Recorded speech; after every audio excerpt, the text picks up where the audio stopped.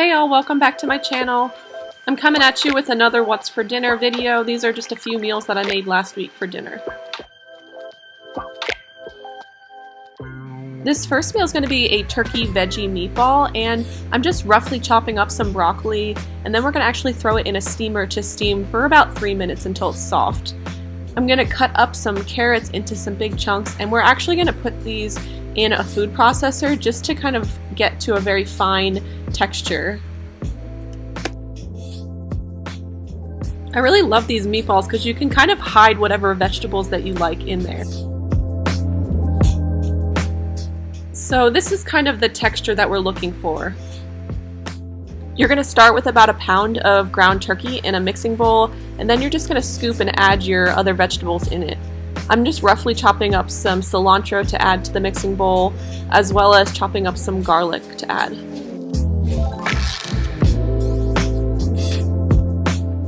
After your broccoli has steamed and gotten softer, now you can go ahead and chop it up into smaller pieces like your carrots were. Once we have all the vegetables that we want in our mixing bowl, we're going to add 1 egg to it, as well as some sort of flour. I used coconut flour here. I used about a tablespoon to a tablespoon and a half. Now we're going to add about 2 tablespoons of melted butter. And then I just added some seasonings like salt, pepper, and some onion powder, and then also some Italian seasoning. And then you can just go ahead and mix that all together.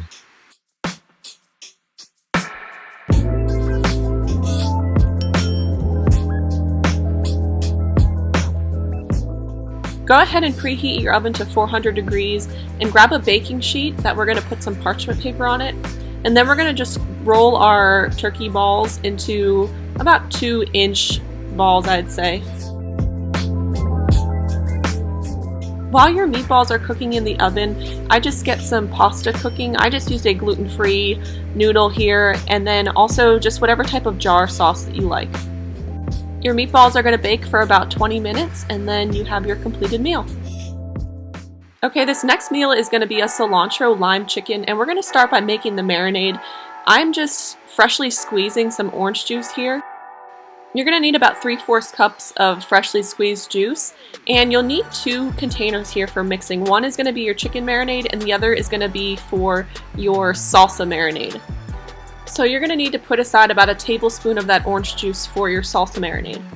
Now we're just going to do some freshly squeezed lime juice, and you're going to need 1/3 cup for that chicken marinade and about 2 tablespoons set aside for your salsa marinade.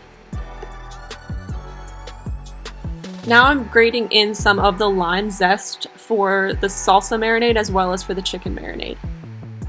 Here I'm adding about 1 tablespoon of honey just to the chicken marinade.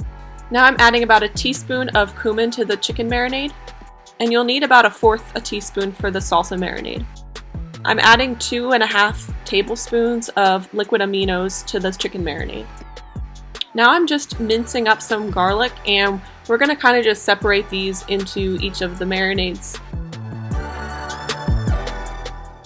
And then the last ingredient is just going to be to chop up some cilantro, and we're going to split those between the 2 marinades as well.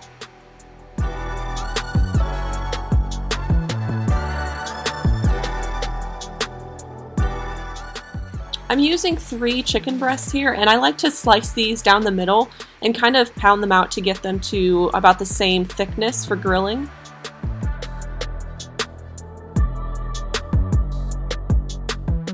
And then we're going to take those chicken breasts and put them in a Ziploc bag and pour the marinade over top of the chicken. I like to take a fork to kind of push around in the chicken to get the marinade to soak into the chicken.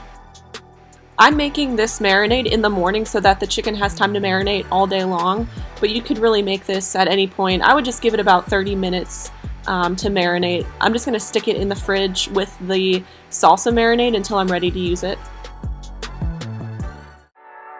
So it's later in the day now, and I'm going to go ahead and make our avocado mango salsa to go along with our cilantro lime chicken. I'm just chopping up a red pepper, and you want to finely dice this pepper.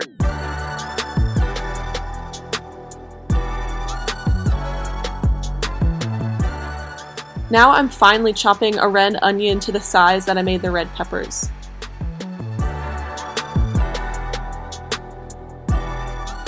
Now we're going to go ahead and chop our avocados into a little bit bigger bite-sized pieces. I like to cut it right inside of the skin, and then you can kind of just scoop it out.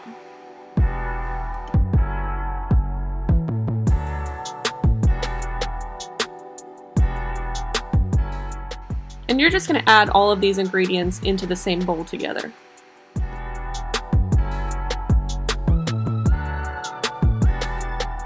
Now I'm going to take that marinade that I made earlier and put it on top of the salsa. Go ahead and give that a good toss. Now I'm just using frozen mango for this, but if it's mango season, I would highly recommend using fresh mangoes. But I just kind of defrosted them a little bit and then cut them up into bigger bite-sized. Now I'm just coarsely chopping some cilantro to add to the salsa.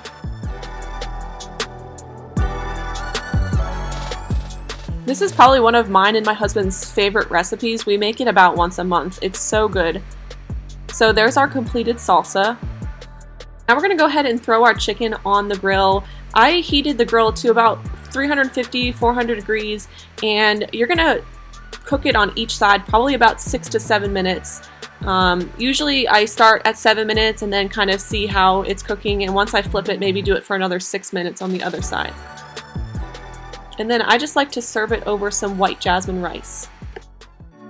This next recipe is going to be a one-pot meal, and it's going to be a Kobasi Hash. My husband always makes fun of me for how I pronounce Kobasi, but that's just how we grew up saying it in Pennsylvania. And we're going to start just by chopping up some potatoes. I just did some bite-sized pieces here. Go ahead and heat your pan up here. I like to make mine really hot before I place my potatoes in because I like to give them that really crisp brownness to them. And then I just added some salt. Now we're going to go ahead and roughly chop up our vegetables. I used one whole onion here. You can really expand this for as many people as you need. This meal will serve me and my husband and my daughter, and then also give us probably a lunch for the next day. Now you're going to roughly chop up some peppers here. You can use whatever color peppers you like. I just kind of try to do an arrangement of color. I like yellow and red and green. And then of course I had to add some minced garlic. You're going to let your potatoes cook for about 10 minutes before adding the rest of your vegetables. This is the kobasi that we used. This was just the only one that they had available. And I'm just cutting them into round circles and then cutting them in half again, kind of just to make it go further. And then adding it to a preheated dish with some olive oil. And again, I like to make this really hot so that it kind of gives it a crisp brown edge to it. And once your potatoes are cooked, then you can go ahead and add the rest of your vegetables to the pot. Okay, sorry guys, I actually filmed the completed meal of this on my phone and accidentally deleted it at some point, so I don't have a video of the completed version, but you kind of just add the kobasi to the pot then and add some salt and pepper, and then you're done. Okay, this next meal was so fun to make. It was kind of a different version of a tomato soup with some grilled cheese, and you're going to start by taking 2 red peppers and preheating your oven to 475 degrees and then just baking those for about 20 minutes. This is going to be a roasted red pepper bisque, and we're just going to coarsely chop up some garlic and add it to a pot, as well as about a half of an onion, and just add some olive oil and kind of saute that in a pot. Now we're going to take about 2 cups of chicken broth, and then you're going to add some type of thickener in it. You could use cornstarch. I use tapioca starch here, and just give that a good mix. We're going to add a can of full-fat coconut milk to this pot now, and then go ahead and add that broth with your thickener in it. And then I'm just adding a little bit of salt. I actually took too much, so there was a huge handful. And then just some pepper and Italian seasoning, and give that a good mix. You can use any kind of bread that you liked. I just did a gluten-free bread, and I'm just buttering one side of the bread. Once your peppers are done, you can remove them from the oven, and we're going to go ahead and remove the skins from them. They will probably come off pretty easy, but just be careful because they are hot. And you just want to scrape away at that outer skin there, and then cut it open to remove the seeds that are on the inside. I'm now adding the peppers to some sort of blender, and you're going to just blend those up until they become a liquid.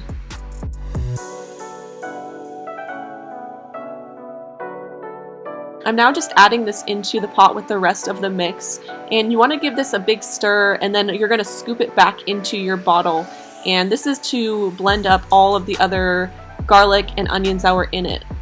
You're just going to repeat this process until all of your soup has become blended and is now just liquid form. Now I'm just creating my grilled cheese sandwiches. My husband really loves it, his with some sort of meat on it, so I just did a ham here with some cheddar cheese.